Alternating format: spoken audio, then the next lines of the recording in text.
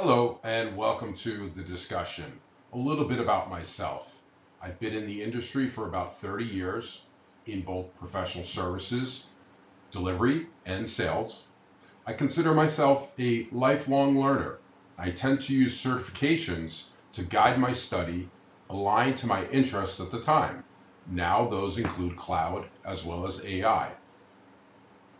In fact, when I first graduated college, I negotiated my first certification program.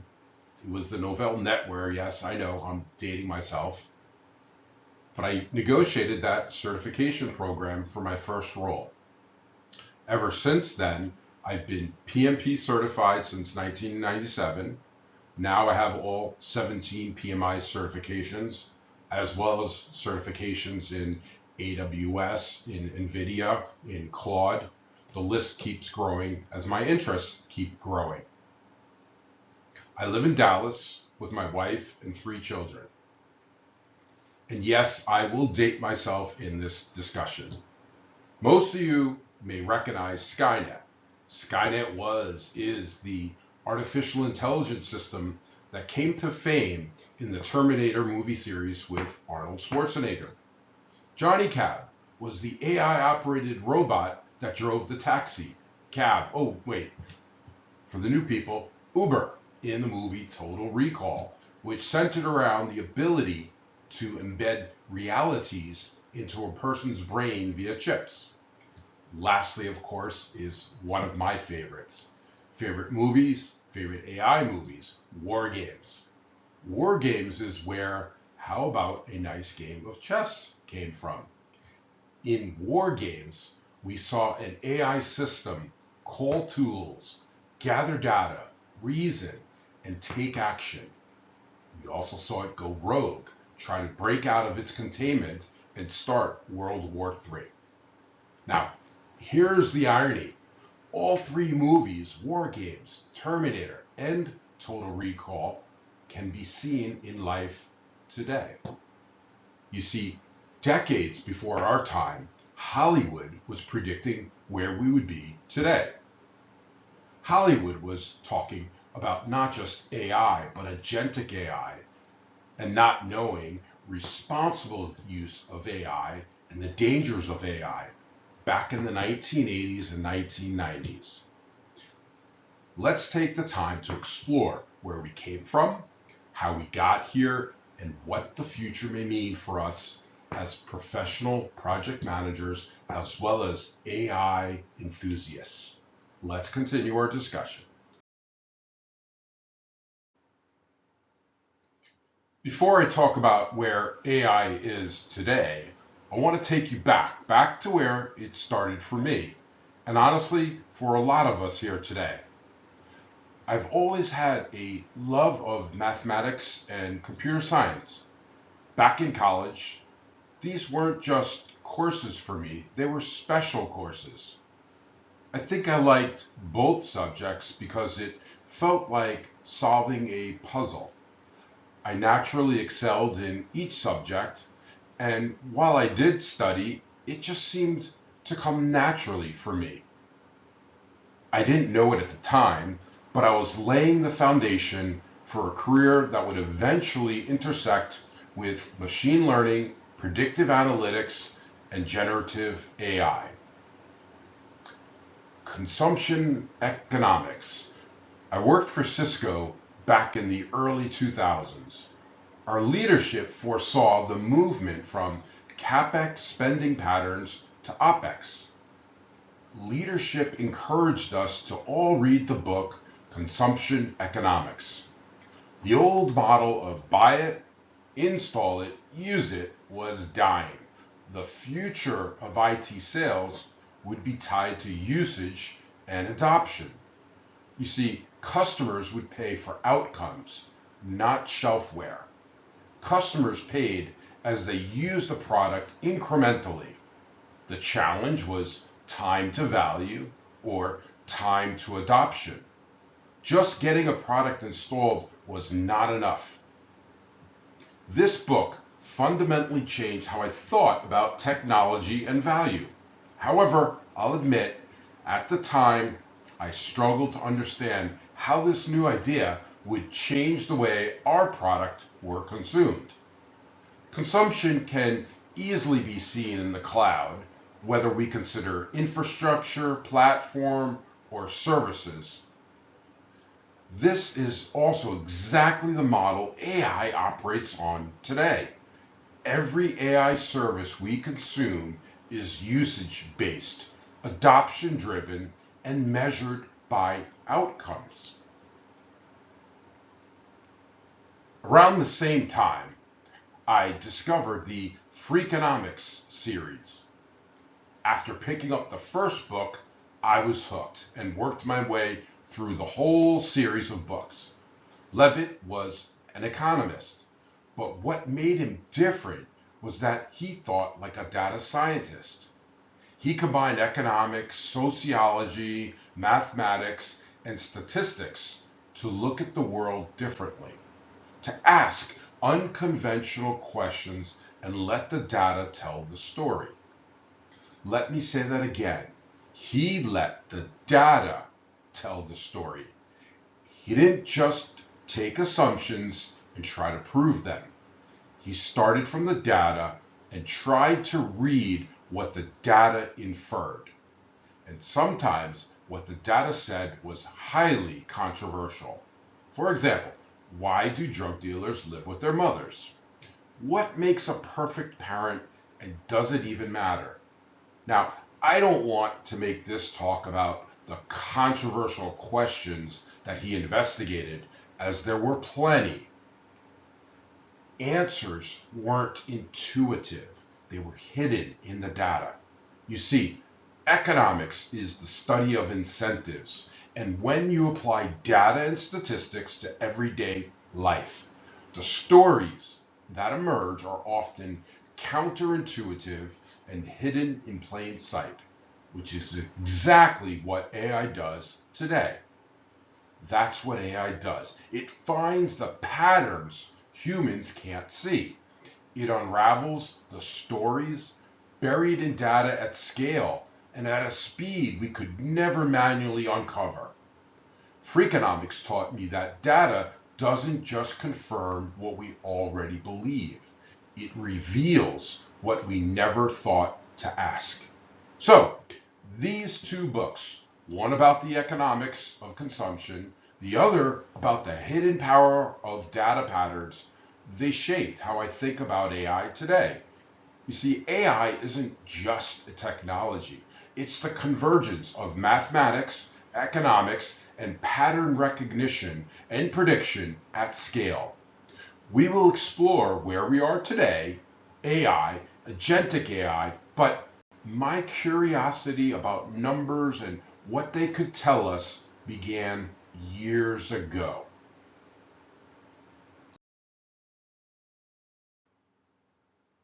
This image might look like something out of a modern AI lab, but my first encounter with a neural network was far less glamorous, and it will absolutely date me. Back in college, I had an assignment in my computer science class: program a neural network to recognize Roman numerals. The catch? We could not hard code the knowledge. The computer had to learn on its own. We were given roughly 20,000 data points. Our job was to build the network, feed it the data, and let it figure out the patterns. No rules, no lookup tables, just data in, learning out. No if, then, or statements. And here's the part that really dates me. I programmed this in Pascal. No Python, no TensorFlow, no GPU clusters, just Pascal, a basic compiler, and a lot of patience.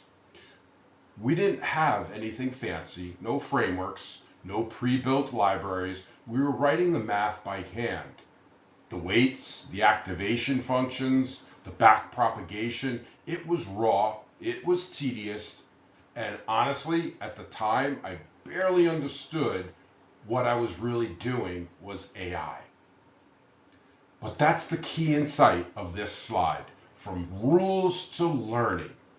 Traditional programming says if you see IX, output 9. That's a rule.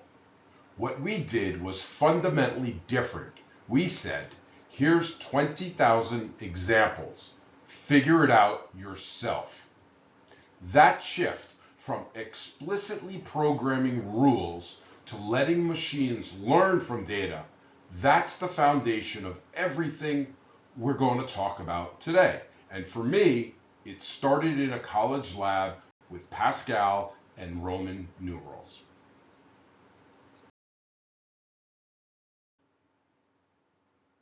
Back in the late 90s, we came across this idea of parallel programming.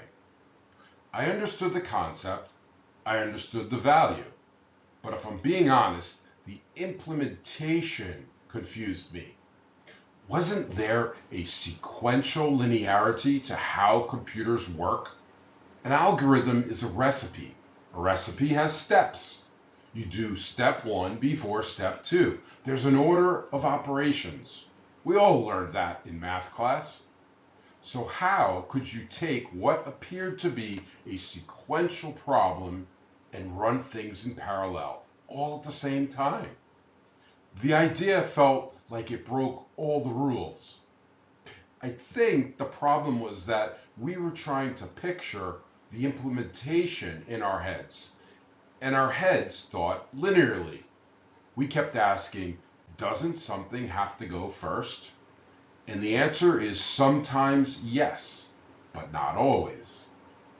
The insight we hadn't made yet was that many problems can be decomposed, broken into independent pieces that don't need to wait on each other.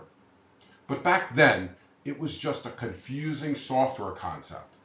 We couldn't quite see where it would matter. Maybe we just didn't have the use case that made it all click. Well, who needs parallel programming? As our minion friends would say, we do.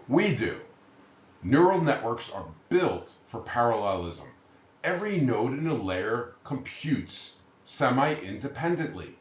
Training across millions of data points distributes and is processed simultaneously.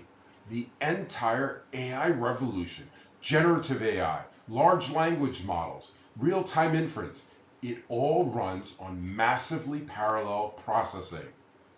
That confusing concept from the 90s, it turned out to be the engine that powers everything we're about to discuss.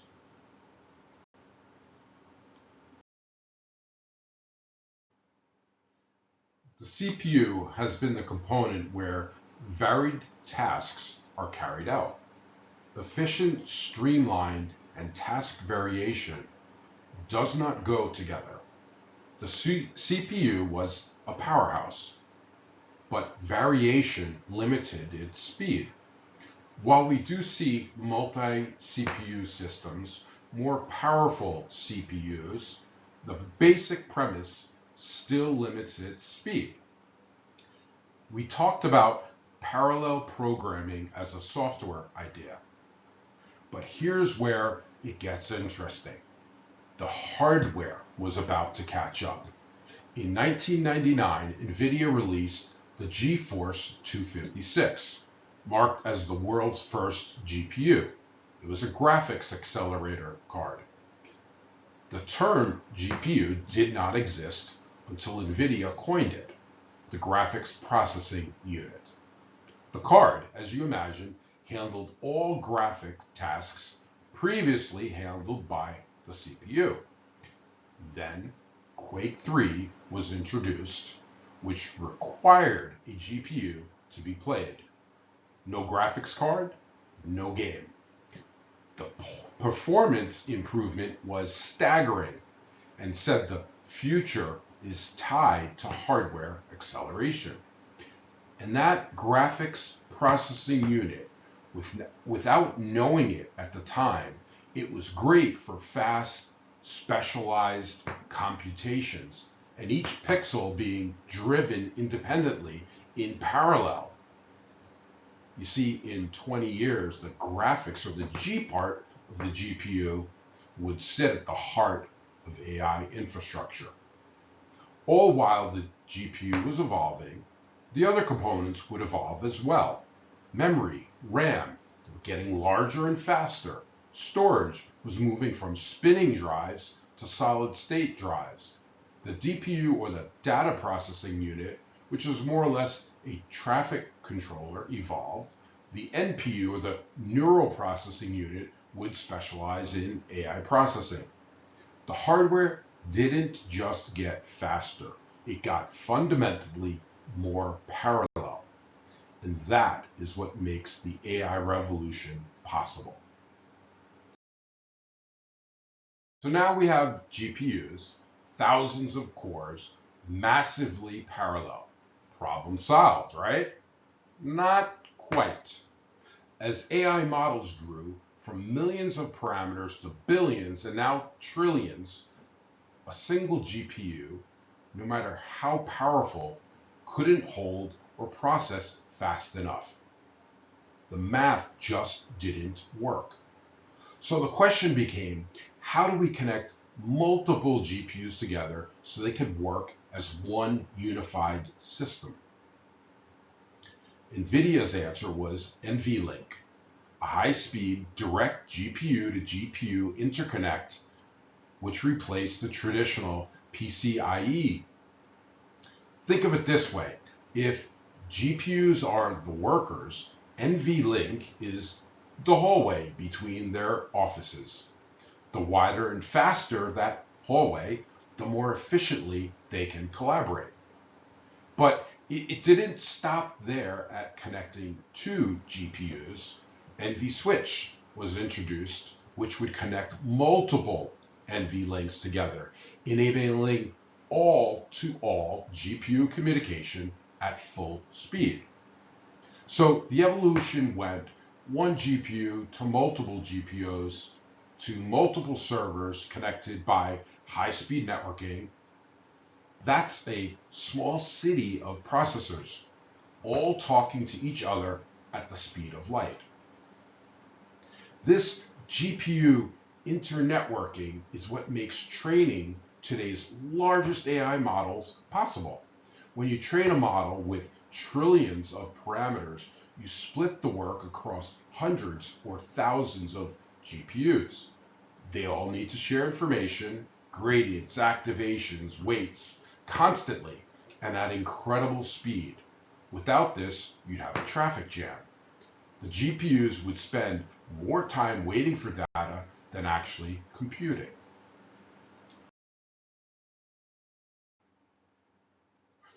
Let's step back for a moment. Remember consumption economics from earlier? The shift from CapEx to OpEx, from buying to renting? That's exactly what cloud computing delivered. AWS launched in 2006. Azure followed, then Google Cloud followed. And suddenly, you didn't need to buy servers anymore. You rented compute by the hour. Software as a service took it further.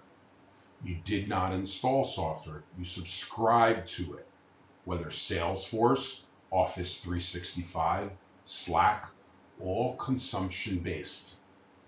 The book predicted this, the industry delivered it. But here's what's happening now. We're seeing a new kind of data center emerge, purpose-built for AI. Traditional data centers were designed for general purpose computing, web servers, databases, email, optimized for reliability and uptime. AI data centers are optimized for GPU density, for power, for cooling, and high-speed interconnects. AI is the primary growth engine for today's data centers. It comes full circle to consumption economics. We moved from buying servers to renting compute. We're now moving from building AI to renting AI. AI as a service means you don't train your own model. You don't need your own GPU cluster. You access AI through an API, per token, pay per inference. AI is now available on a consumption basis. We went from buying software to renting software to renting intelligence itself. Pause and look at where we are.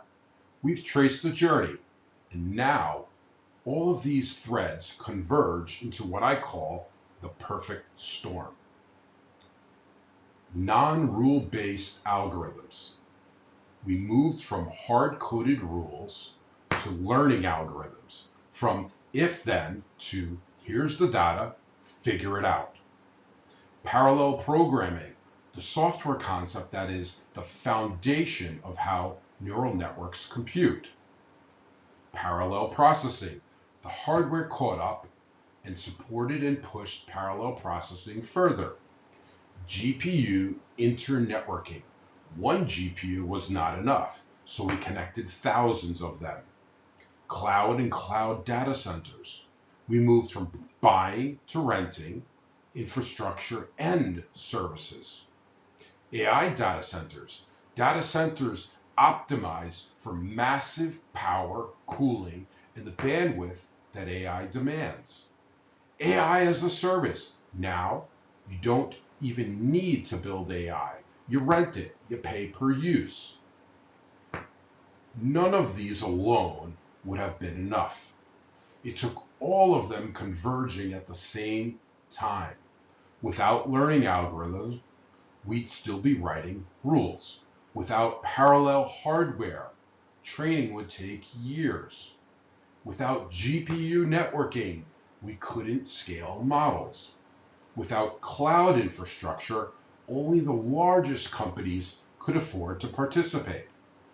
Without AI as a service, AI would remain locked in research labs. The perfect storm isn't any one of these. It's all of them arriving together. So what is next? What happens when you combine all of that with autonomous reasoning and decision making? That's where we're going to go next. Agentic AI. Remember war games? The AI system that could call tools, gather data, reason, and take action? Hollywood showed us Agentic AI back in 1983. It just took our industry 40 years to build it, and now it's here. Agentic AI represents a fundamental shift from AI that responds to AI that acts. Traditional AI is reactive. You ask a question, it gives an answer.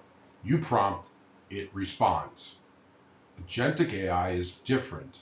It can perceive its environment, reason about what needs to happen, formulate multi-step plans, and execute those plans autonomously, calling tools, gathering information, making decisions, and taking action. It doesn't just answer your question. It completes not only your task, but your goal. Orchestration and reasoning. Those are the two key capabilities that define agentic systems. Orchestration means coordinating multiple agents, using tools and resources to accomplish a complex goal. The orchestrator is like a conductor leading a symphony.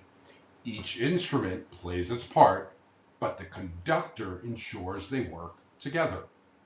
Reasoning means the AI can break down a complex problem, evaluate options, handle ambiguity, and adapt its approach when things don't go as planned, or when the exact steps are not always known in advance. Together, orchestration and reasoning enable AI to handle what previously required human judgment. And agentic AI system might receive a request to prepare a quarterly business review.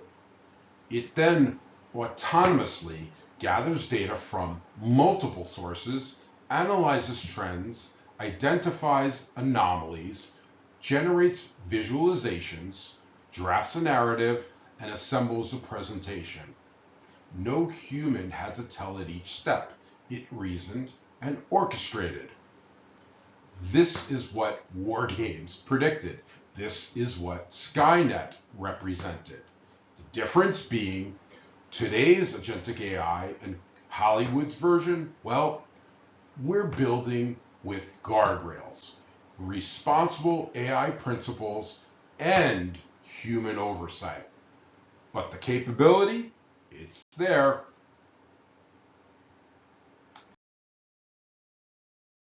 So we just talked about this incredible technology, agentic AI, orchestration, reasoning, autonomous systems. It's exciting, it's powerful. But here's where I need to pump the brakes a little. There are nails and there are screws, and you need to know the difference. A hammer is great for nails, but if you use a hammer on a screw, well, you will strip it, damage the wood, and create a mess. You need the right tool for the right job. Not every problem requires an autonomous, multi-agent, orchestrated AI system.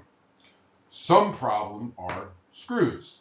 They need a simple, straightforward solution, a rule-based workflow, a basic automation, a loopback or lookup table. Screwdrivers. Some problems are in fact nails. They need the precision and sophistication of agentic reasoning, multi-step planning, and tool orchestration. Hammers.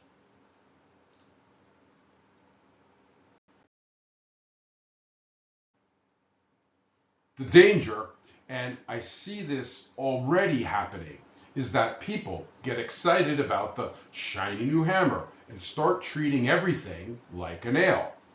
They try to solve every problem with agentic AI. Let me say this clearly. It's not cool to over-architect. If a simple API call solves the problem, don't build a multi-agent system. If a basic workflow handles the task, don't deploy orchestration. If a lookup table gives you the answer, don't train a neural network. Over-engineering isn't just wasteful, it's risky. More complexity means more failure points, more maintenance, more cost, and more things that can go wrong. The best architects know when to use a hammer and when to use a screwdriver. As project managers, this is where we add value. We are the ones who should be asking, what's the actual problem we're trying to solve? What's the simplest solution that delivers value? Does this need AI or process improvement? Does this need agentic AI or a workflow? The answer is not always the most sophisticated technology. Sometimes the answer is a spreadsheet, and that is okay. Our job is to connect technology to business value, not to chase the shiniest tool in the toolbox.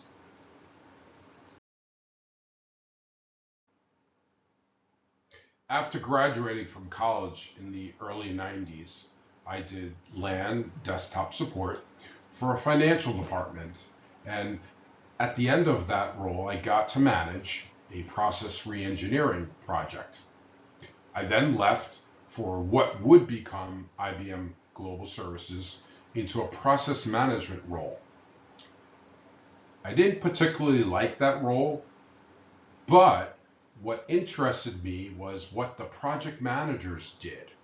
So I did like many of you might do. I took as many classes as I could on project management. I spoke with the project managers that I saw around my office. I told my manager of my interests, And 2 months later, I was granted an interview with the PMO director. And I was young and I was nervous. The PMO director, she sat behind this huge ornate desk. I was maybe 25 years at the time. I was intimidated. She started to interview me. We started talking, and at some point she took off her glasses. She pointed them at me, and she said, "You are running a project which has fallen behind schedule. You know how to do the work. What do you do?" And she tried to lead me down a path. She said, "Do you roll up your sleeves and do the work?" Well, I had to think about that. I certainly knew the question were a trick question. I thought about it and I said, "No, Chris, I do not. I don't roll up my sleeves. I don't do the work.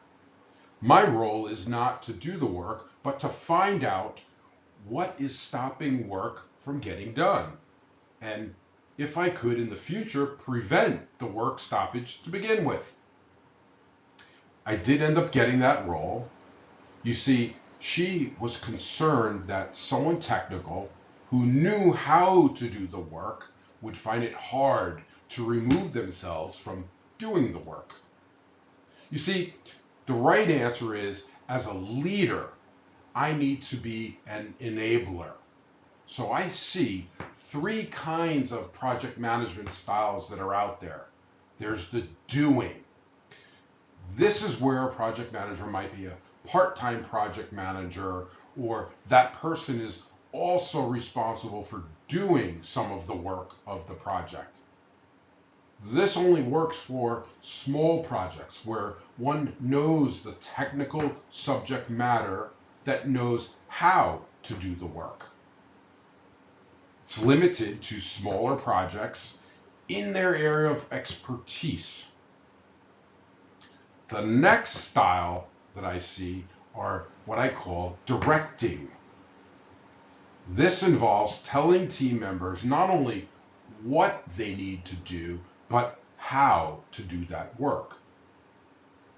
Medium-sized projects will be what that person will see coming their way, and those types of project managers won't find themselves working outside their knowledge area. Why? Well, they only can manage projects where they understand the hows of each technology. Now the leaders, leading. This is the professional project manager. This is where we need to be. You're the subject matter expert for project management. Leading is about asking the right questions, looking at a project or a situation, and understanding where to focus. Leading is about inspiring the team to contribute to the best of each person's capabilities towards the common goal of the team and of the customer. Leading is about creating that vision for the team. Exception management will be practiced. You see, if you're working on 100 things in a sprint, you can't devote 1/100th of your time across all the tasks. Leading is about understanding the WIFM, or the what's in it for me, for each of your team members, as well as your customer and stakeholders. Leading is about the expanded perspective. AI needs builders, and it also needs leaders. So, you want to learn more. Where do you start? The AI landscape is vast, so let's use categories. Managing AI projects, well, that's PMI. If you're a project manager or a leader, start here. You do not need to become a data scientist, but this certification program will certainly give you the delta between a typical project and an AI project. Focus on understanding How do AI projects differ from traditional projects? How do you govern AI responsibly? Understand the life cycle, the data collection, the model training, the validation, the deployment, monitoring, and the continuous improvement. Let's look at neural networks, reinforcement learning, and predictive analytics. Well, that's what I call getting us from rules to learning, to understand how AI works under the hood. Udemy, of course, is one of my favorites in most of these categories, but look there for great classes in that category.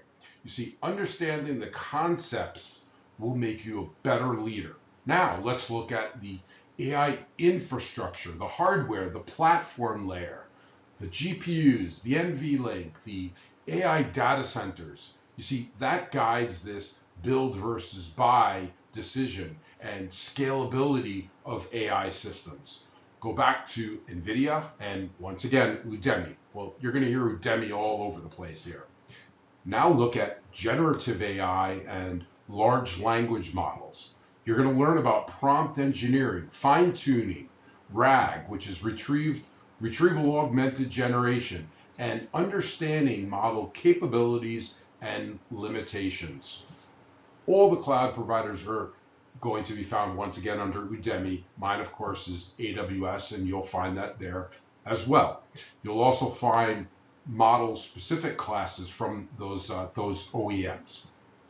Agentic AI. Now, of course, this is the cutting edge. You're going to focus on agentic architectures and orchestration, tool use, reasoning patterns, memory management, and responsible deployment.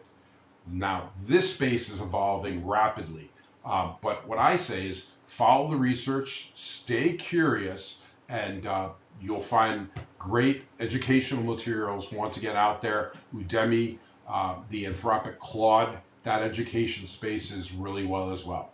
Now, the key protocols, of course, to watch in Agentic AI are going to be the MCP protocol, the Model Context Protocol, which is about tool connectivity and communications. And then, of course, agent to agent, A2A now, is coming up rapidly, the inter-agent communication. Education, what I see, is not a one-time event, of course. It's an evolving, lifelong event, and enjoy it while you're on that ride.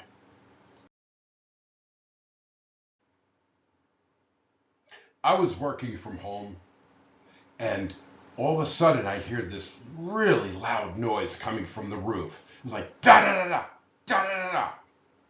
Wow, what is that? I go outside my office, out the front door, and I'm looking around. What is that noise, and where is it coming from? Couldn't figure it out. The next day, the same thing. Da da da da da da. Go outside again, nothing. It wasn't until the third time, same noise, da da da da da. I run outside, look up at the roof, and on the roof I see a squirrel chewing on a lead pipe. Now, maybe not the exact squirrel in this picture, but there's a squirrel chewing on the lead pipe that leads into my laundry room on the roof. And I thought that was odd. I never knew that the squirrel would do something like that. So I go back in my office and I did probably what everyone here might do. I did a little Google search, and here's what I found. Squirrels like the taste of lead, and that squirrel will slowly chew on the pipes. Over a long period of time, of course, the pipe starts to get rounded out, as well as the squirrel's teeth. And what happens over time is those teeth no longer serve their purpose, and that squirrel can't chew its food. It slowly starves to death. Insanity is doing the same thing over and over, but expecting different results. If we, project managers, do the same thing over and over again, we cannot expect different results. We will die slowly like the squirrel.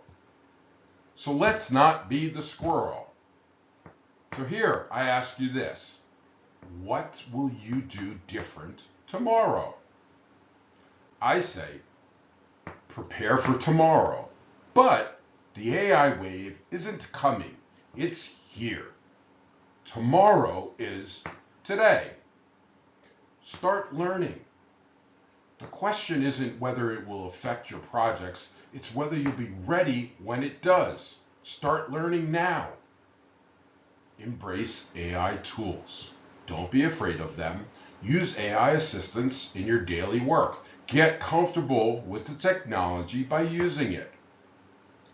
Architect to the right level. Remember, nails and screws. Don't over-engineer. It's not cool. Match the solution to the problem. Be the leader who asks, what's the simplest way to solve the problem? Connect AI to value. Every AI initiative must connect to business value.